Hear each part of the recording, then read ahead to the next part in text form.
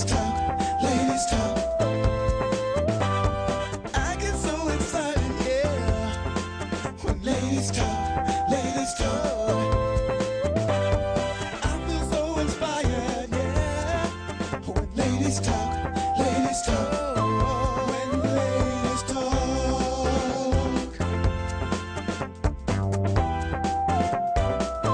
When ladies talk.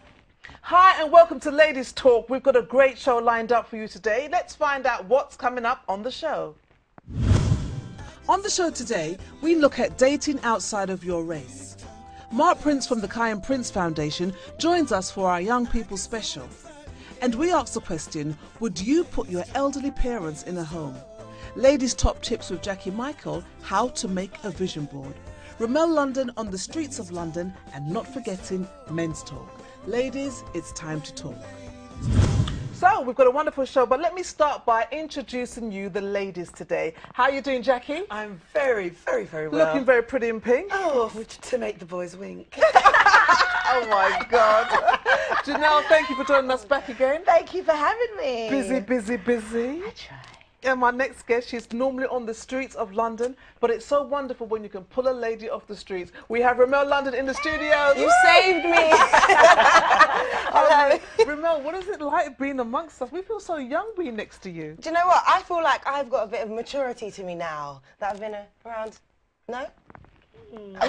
Who is she talking about? I don't know about that maturity. Maturity. You're making me feel like grown up. Yeah, okay. Thanks a lot, Ramel, for making us feel just a little bit amongst older. good women now. Yeah, that's what I mean, yes. Absolutely. Yes. It's great to have you here. Thank you, I'm happy to be Nice to here. feel so close.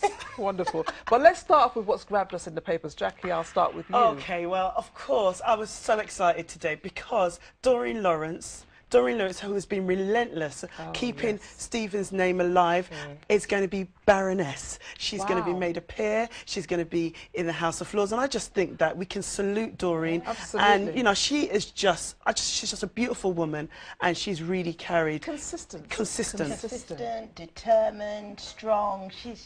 You're just so proud of her every time you see her. That's awesome. Because she never breaks. And that's the wonderful thing about never giving up. And as an example of believing in something and fighting for the truth. Because so many people have said, you know what, okay, let's leave it now. Yeah. And she really has, you know, changed history. Definitely. You know, she's made the police accountable. We actually remember this, when I think about it, there was institutional racism within the police force, and she brought that to light. As in all the other great institutions, the British institutions. She said, hello, there's racism here. We're going to dig it out and show you. Definitely. So what's grabbed you, Janelle? Well, there's many things, but I have to say, ladies, it's National Orgasm Day. Okay. Sorry. Cool. Is that what you do? Cool. Grown folks. Yeah, What is the point in having an orgasm day? I don't get why. Well, I don't actually know, because I'm thinking, well, maybe some women just haven't discovered, and on this day it's your discovery. Well, you're going through your day, and all of a sudden you go, I don't get it. I don't understand why. So are we saying that, or maybe it's about the empowerment of women, saying that, you know, you can have the joy of experience an orgasm, and you're meant to be experience this on a regular basis when you have sex, and let's celebrate it. Well, I would hope. And maybe some many women don't. Some women don't. Like, did you know there's 9 G-spots? Wow. What, at 18? TMI.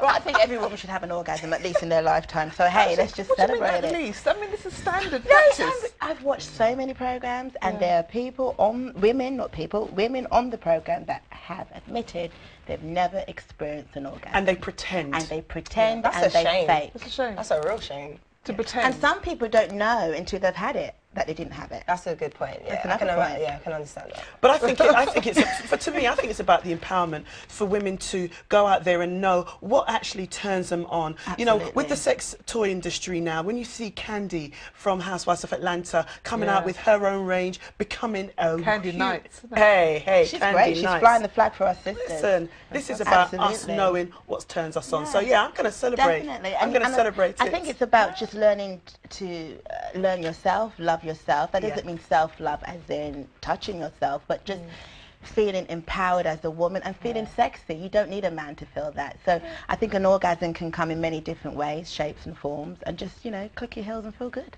Alrighty then. Remember what's going to in the papers? Well, Rihanna. Now, some people love her, some people hate her, but then there's always going to be a time where you feel like everyone has a bit of injustice. But her justice has come about when she's won a case against Topshop.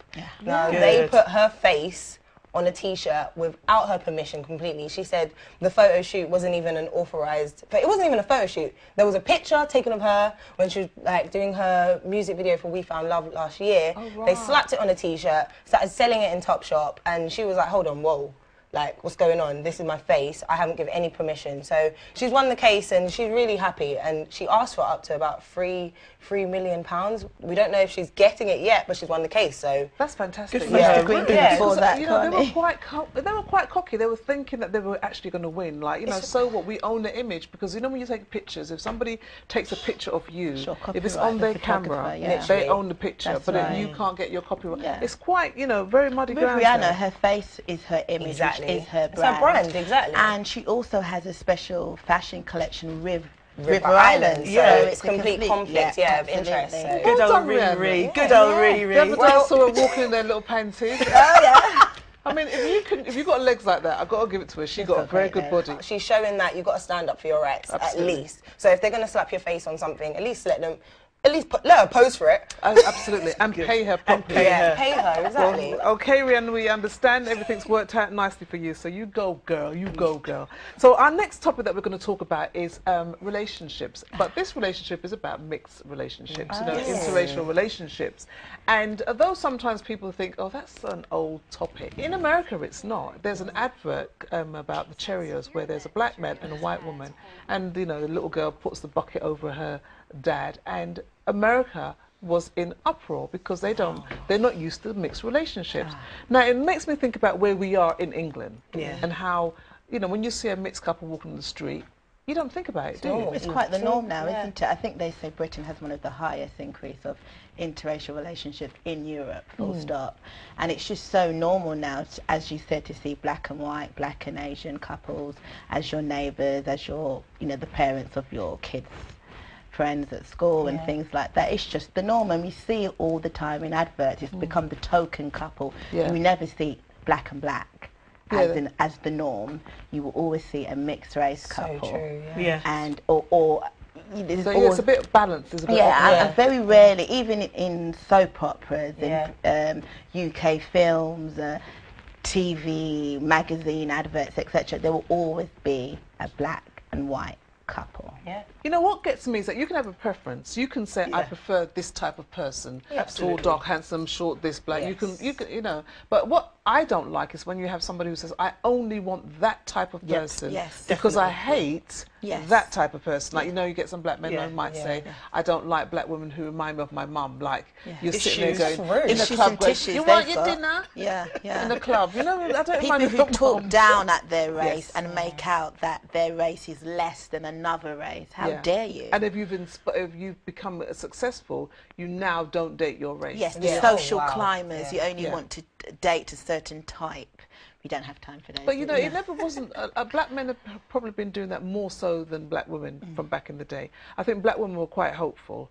From the playground kiss chase, we were hopeful. You know what I mean? We stood still. We were hopeful. We waited. We waited. And we're still waiting. And still waiting. But what's happened is that there are some black women who go, I'm not actually waiting for just black men. I don't mind. I'm looking for love in all the right places. That's me. Hey. I am. I believe the heavens will guide me to my perfect guy. So you would happily date a white guy? I would like to think that I'm going to date and end up with someone that I'm truly in love with. I am a true romantic at heart. I've never actually been attracted to a white person, even though I may think they're handsome and everything else. I've had many opportunities to date before, and it just wasn't an attraction thing. Simple as that. Anyone that I'd like to date, I need that attraction, that, you know, that feel, that tingle, that energy, that connection. That's what I'm looking for. All right, well, I hope you get it, love. Okay. Careful, not on this table. But you know, I'd like to think that two souls meet rather than two people. But what just about when buck you're up. on the train and you've got that suited and booted brother and he's not looking at you because he doesn't find you attractive? I'm truly offended. Doesn't that And I hurt? think Why are you not looking at me? completely missing. Yeah, but they do that. Yeah. That's something that many of my friends talk about. You know, if you're going towards Canary Wharf or the city, you see a lot of young suited and booted brothers, bankers, lawyers, they're all out there. But they're not looking at us, they're looking at their cousins. You see, and I don't experience that, all right? No, I don't. I've never experienced that. And for those who want to ignore me, good for you. They're missing out. Absolutely, Completely. because I'm hot stuff in my eyes. And also, You're hot stuff, Jack. You're would hot. you want to Thank be you. with someone like that? Because I think it's so important to have high racial esteem. A lot of us Yeah. focus on self-esteem, but the real problem is racial esteem. And if you can't show respect and love to your black sister or brother, there's a real issue you have. There is something I have to say before we wrap up, is that when I do see Obama, and I see, I love it. and I see Michelle, and I know that somewhere in her house there's coconut cream. It excites me. Yeah, You know what I mean? absolutely. And that she- Absolutely. yeah, and that she might be parting someone's hair and putting some oil in the scalp. or some Dax. Sax, a little Yeah, bit of Dax, I or a like little bit of light India. You know how we roll. All-purpose seasoning, maybe. You're pushing it. You're pushing it. When we come back after the break, Jackie and Michael will be showing us how to make your own vision board. If you've wanted to visualize success, she'll be showing you how. And also, Mark Prince joins us because we're going to have a very special debate about young people today and what is driving them to be violent, what's gun culture about, what's knife culture. We're going to have that very open discussion when we come back.